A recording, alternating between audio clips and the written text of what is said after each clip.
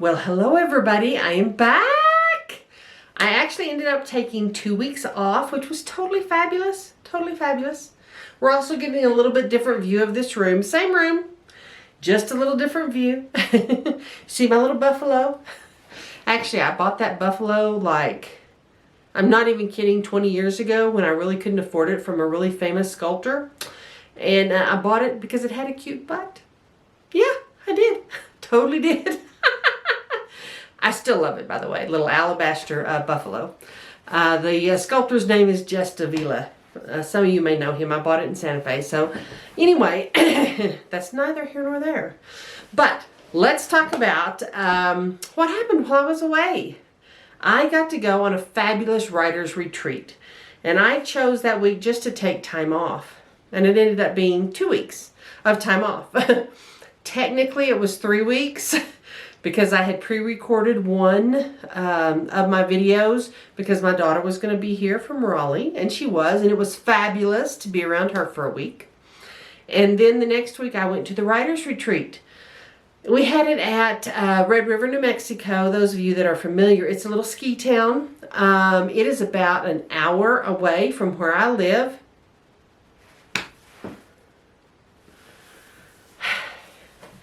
Y'all, there's a fly in my house and I'm about to hurt it. Anyway, we went up to Red River and there was 4 of us. 3 of my writing besties that have been my besties for a very long time. But we went up there and it was just a wonderful, creative weekend. We drove around the Enchanted Circle, which for those of you who are unfamiliar, it's Red River, Taos, Angel Fire, Eagle Nest. We went all the way around looking at the foliage, enjoying the wildlife. I wish I filmed a little bit more, but you know, it's always a choice. Do you film or do you be present with your besties? I chose to be present most of the time, so there's not as much footage as I would like. However, that's what happened. So really enjoyed it. There's nothing more than being around those kind of incredibly creative people. It really gets your motor running, so to speak. And I had just started a new novel.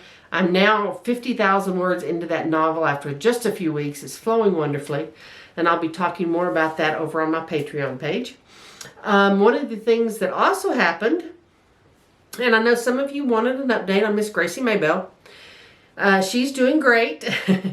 She is now about 10 and a half months old. And I had been waiting to spay her until she went through a heat cycle. My last healer, ACD, Australian cattle dog, that I had, I spayed her when she was about 5 or 6 months old.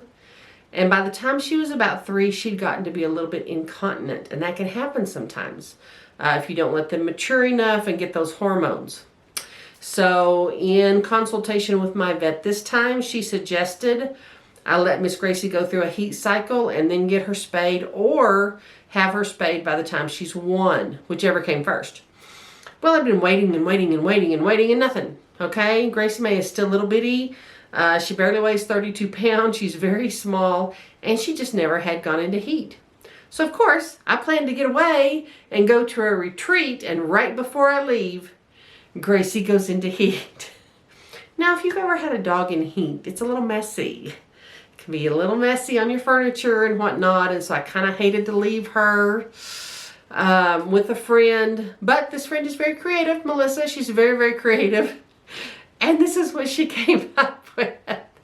She has some little pink panties that her granddaughter left at her house, and she took a little baby diaper and put it inside the little panties. And then she made Gracie a little towel roll around her neck, so it works like just a soft cone of shame. So she couldn't jerk the panties off. Cutest thing ever. And honestly, it was super functional.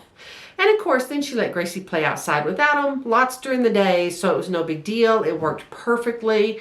I'm so glad she was that creative, because that was more than I could have come up with. So now Gracie's coming out of that. I had already scheduled her to be spayed in mid-October, but then this happened. And so I rescheduled her for November, which is just a couple weeks for her first birthday. So it worked out perfectly. But that's a little update on Gracie May.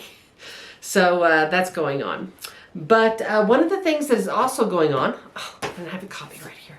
One of the things that is also going on is this week has been the book launch for the book that I've been working on with this author about grief. And here it is. Yay! Table for One. It is such a good book, y'all. Such a good book. And I know I've said this 1,000 times to y'all, but it's so a good book. Well, we launched the book this week. It's published through my company, River City Books.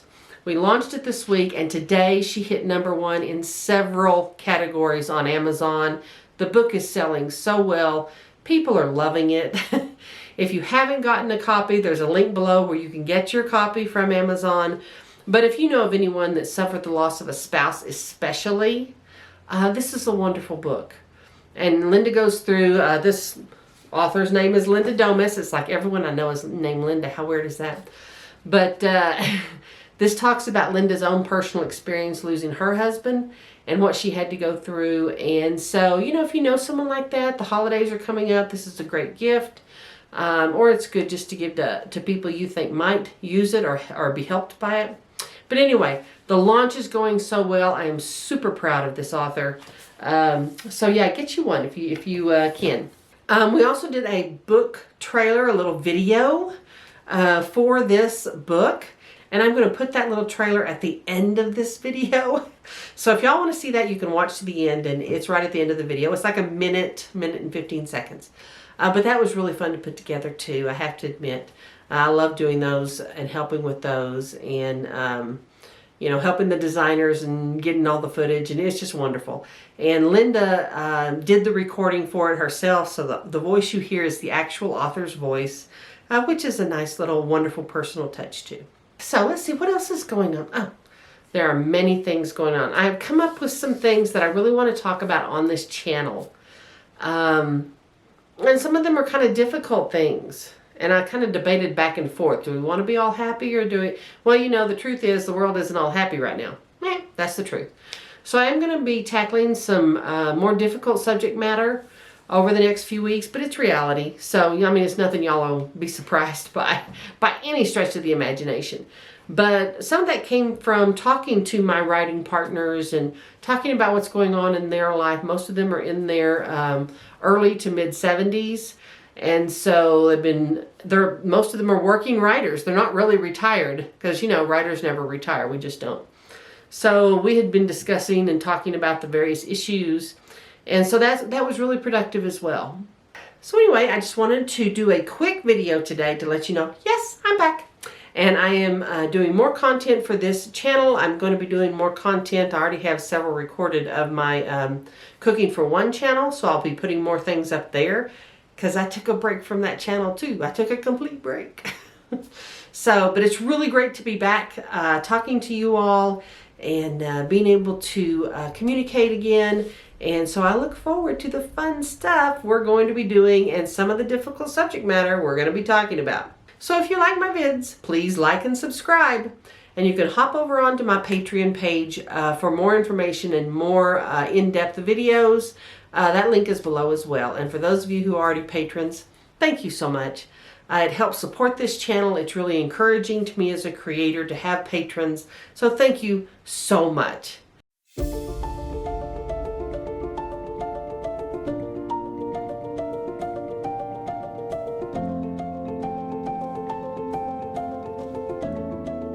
After suddenly losing my husband and business partner of 43 years, my emotions were out of control and I was overwhelmed by grief.